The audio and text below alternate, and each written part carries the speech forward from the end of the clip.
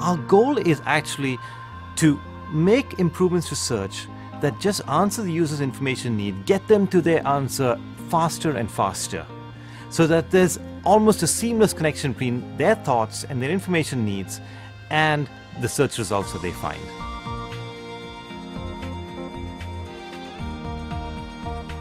Well, Google was started based upon algorithms that Larry and Sergey developed in Stanford called the PageRank algorithm.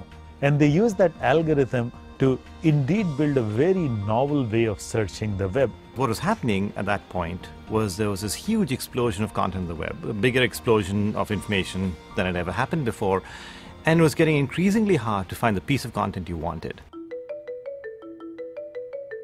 In the beginning, we didn't have any advertisements at all. And as we went to add advertisements, it was very important to us that those ads be as relevant to the search as the search results themselves. And it was also very important to us that they be distinguished from the search results. There was a clear separation between ads and search from the very earliest times. Search had one goal and one goal alone: to provide the most relevant information for the user in the fastest time possible.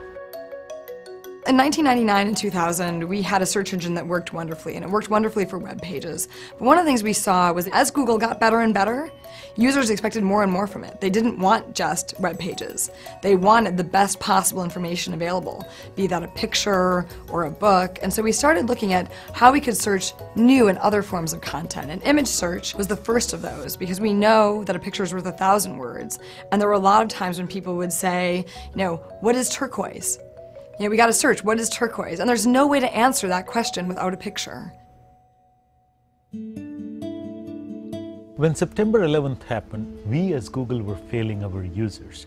Our users were searching for New York Twin Towers, and our results had nothing relevant, nothing related to the sad events of the day.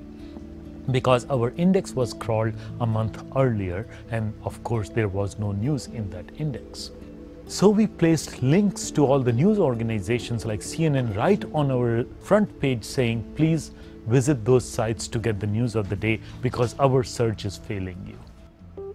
My friend Krishna and I were attending a conference at the time, and Krishna started thinking about the problem, saying if we could crawl news quickly and we can provide multiple points of view about the same story to our users, wouldn't it be amazing? That was the birth of Google News specialized search service. Well, in 2002, one of the trends we started to see was that the web had become a lot more rich. More images, more video, different kinds of content.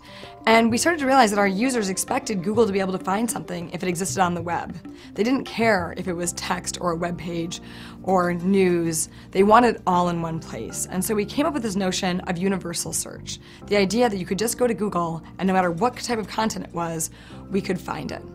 One of the challenges that came up in universal search is that we were really comparing apples and oranges. You can imagine these apples are web pages, and you can imagine an orange would be an image. When we look at ranking images, we know what the aspect ratio of an image is. How big is the image? How many pixels this image is? Is it a black and white image or a colored image? And all these signals are only relevant to images but are not relevant to web pages. And that's why universal search was such a hard task when we did it, because the science was not fully developed. We basically ended up putting things either on the top of the page, on the bottom of the page, or somewhere in the middle, because we didn't have a finer grained way of looking at the relevance, especially across different media types. And over the years, we developed our science tremendously. And today we are beginning to place several kinds of information in multiple positions on a result page as our algorithms get better and better. Our goal is to make it so that the improvement we make is so much what you wanted and fits so cleanly into the flow of what you're looking for that you almost don't notice that it's happened. And looking back at it, it seems obvious that that's the way it should have always been in the first place. When you do need a specific bit of information, Google tries to provide you exactly that using our quick answers. For example, take sports scores. You kind of want to know what the score is right now. You want to know how tall is the Empire State Building. Well, we want users to come to Google and get their information as quickly as they possibly can. And with Instant, you don't even have to type in your full thought. You don't have to hit enter. You can type in something like bike H, and we'll just show you the results right there before you've even finished your thoughts. We're pushing the boundaries of how you actually fundamentally interact with the search engine itself. With search by image, you can actually use that image as an input for the search. The truth is that our users need much more complex answers.